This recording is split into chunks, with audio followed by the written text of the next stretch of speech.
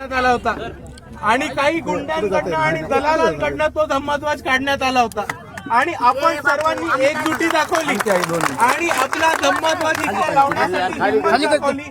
या सर्वांसाठी मी आपल्या सर्वांना परत एकदा जय भीम करतो। दुसऱ्या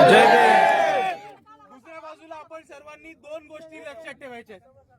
पहिली गोष्ट की आपण सर्वांनी एकजूट राहिलेलं गरजेचं आहे आणि या धम्मध्वजाच्या वतीच्या निमित्ताने आपल्या सर्वांना हे कळलं असेल की चळवळ ताकदवान ठेवणं, चळवळ जिवंत ठेवणं आणि आपण सर्वांनी एकत्र राहणं हे का गरजेचं आहे हे तुम्हाला कळलं असेल। दुसऱ्या बाजूला बऱ्याच लोकांचं असं म्हणणं असतं की अशा ठिकाणी येऊन राजकीय बोलू नये, पण तुमचा जो ध्वज काढलाय तो कोणत्या भारताच्या बाहेरच्या अतिरेक्यांनी नाही काढलाय, तर तो इकडच्याच राजकारण्यांनी काढलाय हे समजून घ्या। म्हणून मी जे बोलणार आहे ते राजकीयच बोलणार आहे आणि म्हणून एक गोष्ट म्हणतो की आपल्या विचारांचे पक्ष, आपली संघटना, बाबासाहेबांचा पक्ष, बाळासाहेबांचा पक्ष हा आपल्याला मजबूत केल्याशिवाय कोणताही पर्याय नाही। आपल्याला सर्व लोक म्हणतात काँग्रेसला मतदान करायचं, बाळासाहेबांनी काँग्रेस बरोबर युती केली पाहिजे, आपण काँग्रेसला मतदान करायचं।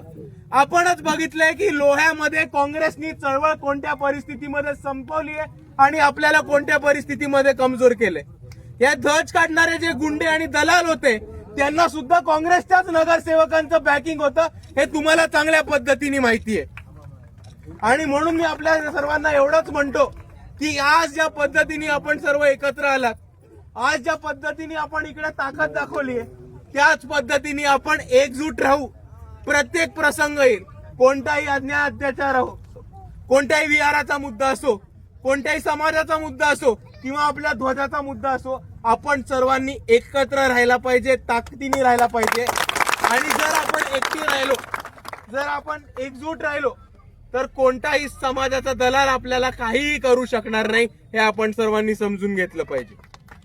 दुसऱ्या बाजूला आपण सर्वांनी समजून घ्या की ज्या लोकांनी ध्वज काढायचा प्रयत्न केला आणि ज्यांनी इकडे प्रॉब्लेम्स निर्माण केले ते कोणते मनुवादी नव्हते, कोणते परके नव्हते, तर ते आपल्यातलेच काही दलाल समाजाला विकायला निघालेले आणि चळवळीला विकायला निघालेले भडवे होते, हे आपण सर्वांनी विसरू नका। आणि आता कोणत्याही परिस्थितीत या दलालांना त्यांची जागा दाखवली पाहिजे आणि परत ध्वजाच्या जवळ आले तर त्यांना तुडवून इकडनं परत पाठवलं पाहिजे।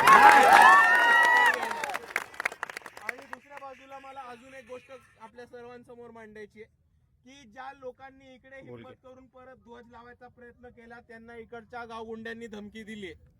जर धमकी आली तर सरळ फोन मला करा, त्या गुंड्यांचं काय करायचं ते मी बघतो।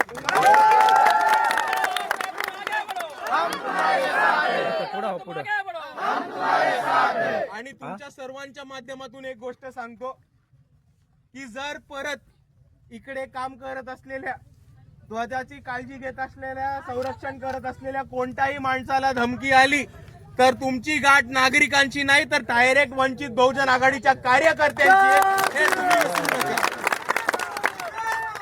आणि म्हणून मी परत एकदा आपल्या सर्वांचे आभार मानतो, धन्यवाद करतो।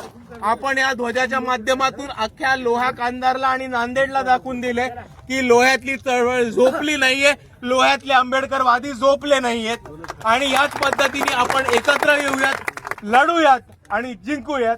एवढंच म्हणून मी माझे दोन शब्द थांबवतो। जय भीम।